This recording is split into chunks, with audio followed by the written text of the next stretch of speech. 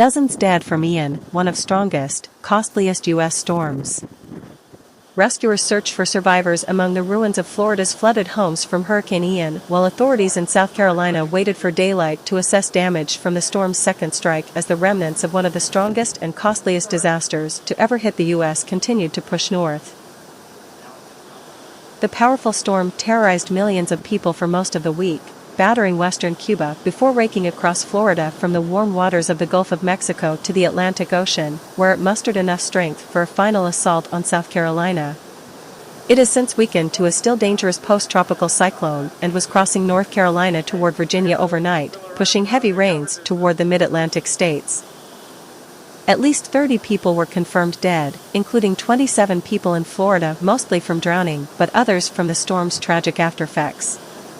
An elderly couple died after their oxygen machines shut off when they lost power, authorities said.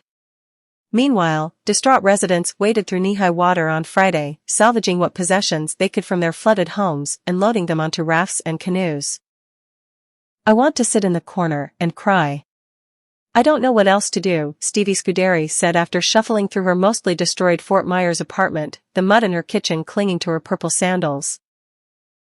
In South Carolina, Ian's center came ashore near Georgetown, a small community along the Winyah Bay about 60 miles, 95 kilometers, north of historic Charleston.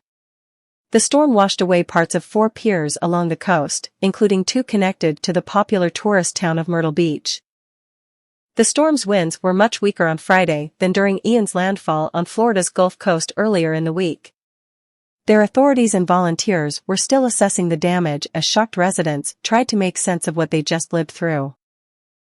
Anthony Rivera, 25, said he had to climb through the window of his first-floor apartment during the storm to carry his grandmother and girlfriend to the second floor.